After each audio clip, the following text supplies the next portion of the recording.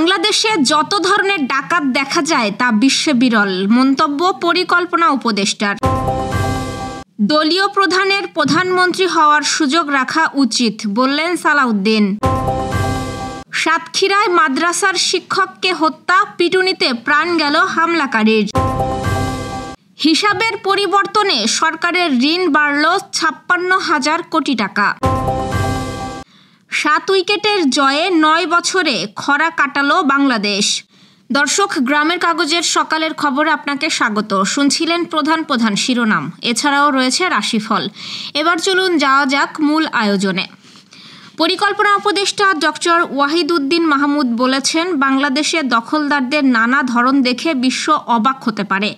এত ধরনের ডাকাত পৃথিবীর আর কোথাও নেই। বন নির্ভর জনগোষ্ঠীকে বন ধ্বংস, বনায়ন অর্থনীতি, জলবায়ু পরিবর্তন ও ভূমি দখল থেকে সুরক্ষা বিষয়ক কর্মশালার উদ্বোধনী অনুষ্ঠানে তিনি এই মন্তব্য করেন। তিনি বলেন, বাংলাদেশে যে ধরনের ডাকাতদের দেখা যায় তা বিশ্বের অন্যান্য দেশে বিরল। নদী দখলদার, ভূমি দখলদার, বন দখলদার, পাহাড় দখলদার সব রকমেরই আছে এখানে।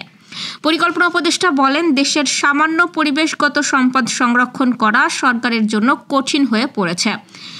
বন থেকে সম্পদ আহরণে পরিকল্পিত উদ্যোগের ওপর গুরুত্ব আরোপ করে তিনি বলেন, বন থেকে সম্পদ আহরণ অবশ্যই পরিকল্পিতভাবে হতে হবে।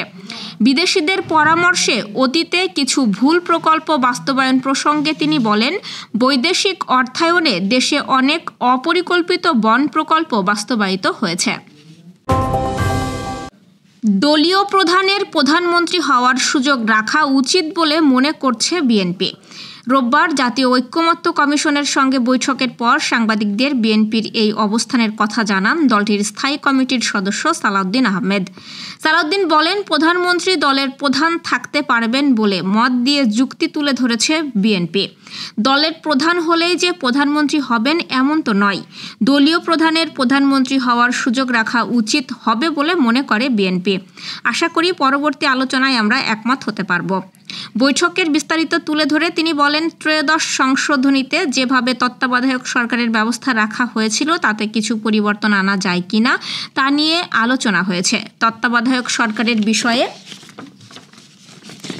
ঐক্যমত্য কমিশনের প্রস্তাব হাতে পেয়েছি, এটা দেখে পর্যালোচনা করে মতামত দেবে বিএনপি।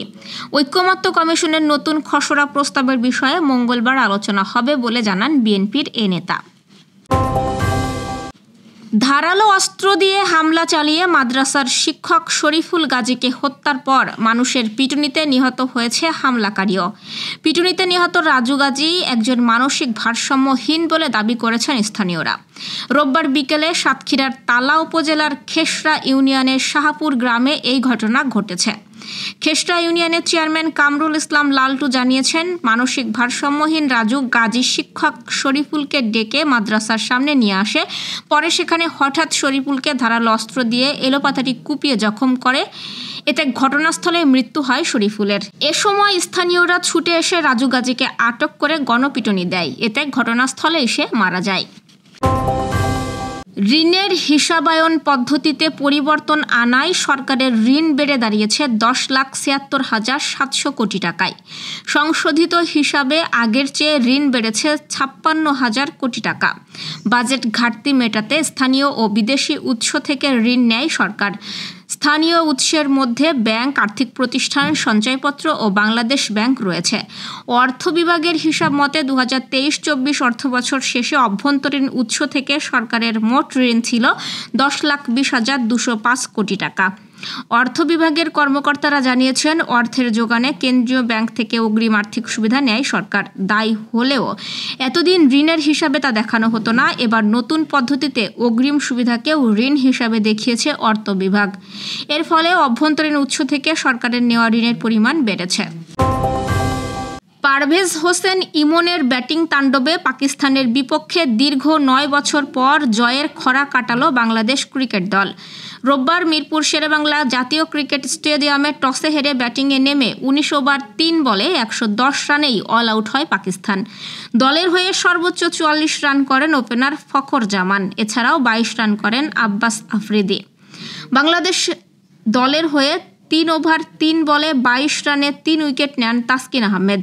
4 ওভারে মাত্র 6 রানে 2 উইকেট নিয়ে টি-20তে দেশি ক্রিকেটার হিসাবে রেকর্ড গড়েন মুস্তাফিজুর রহমান। বাংলাদেশ 120 বলে মাত্র 111 রানের সহজ টার্গেট তাড়া করতে নেমে শুরুতেই বিপাকে পড়ে যায়।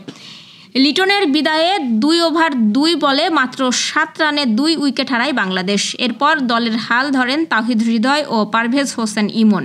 তারা 62 বলে 73 রানের জুটি গড়ে দলকে জয়ের দুয়ারে নিয়ে যায়। দর্শক, এ পর্যায়ে জেনে নিব কেমন যাবে আপনার আজকের দিন, অর্থাৎ 21শে জুলাইয়ের সম্ভাব্য রাশিফল। মেষ রাশির নিত্য নতুন প্ল্যান প্রোগ্রাম বাস্তবায়িত হবে। দুরারোগ্য ব্যাধি পীড়া থেকে পরিত্রাণ পাবেন। অযথা লোকে ভুল বুঝবে ও সন্দেহ করবে। বৃষ রাশির দাম্পত্য সুখ শান্তি বজায় রাখা কঠিন হবে। ব্যবসা বাণিজ্যে মন্দাভাব বিরাজ করবে। দুর্জনেরা আত্মীয় বেশে ক্ষতি সাধন করবে।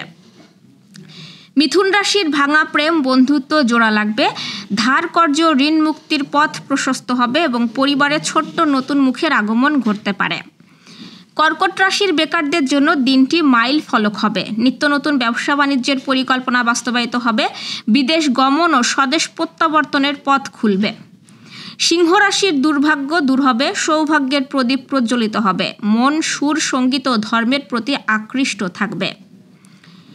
কন্যা রাশির সংকটকালে বন্ধুবান্ধব আত্মীয় পরিজনের সহযোগিতা পাওয়া কঠিন হবে। ঘুষ উৎকোচ গ্রহণ সহ সব ধরনের 2 নম্বরই কাজবাজ থেকে বিরত থাকুন। লম্বা দূরত্বের সফরে নিজে ড্রাইভ না করাই শ্রেয় হবে। তুলা রাশির বিবাহযোগ্যদের বিবাহের সানাই বাজবে। গৃহবাড়ি ও যানবাহন বদলের স্বপ্ন পূরণ হবে। গৃহবাড়িতে নতুন আসবাবপত্র ও বস্ত্র অলংকারের পসরা সাজবে। বৃশ্চিক রাশি দুর্ঘটনা ও অপ্রীতিকর ঘটনা এড়াতে নিজেকে গুটিয়ে রাখুন। প্রত্যেক কাজের শুরু ভালো, কিন্তু শেষ ভালো নয়। অর্থকড়ির ব্যাপারে কাউকে বেশি বিশ্বাস করা ঠিক হবে না।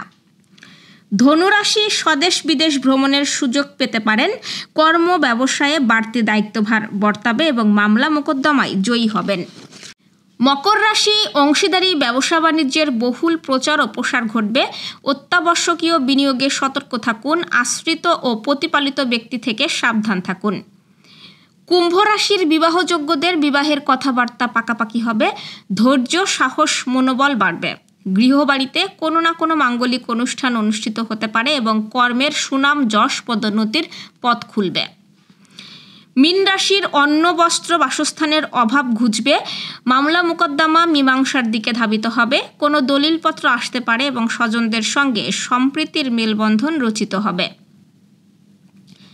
দর্শক, এই ছিল এখনকার আয়োজন। আগামীকাল ঠিক একই সময়ে সকালের খবর ও আপনার রাশিফল দেখতে ও জানতে চোখ রাখুন গ্রামের কাগজের ইউটিউব চ্যানেল ও ফেসবুক পেজে।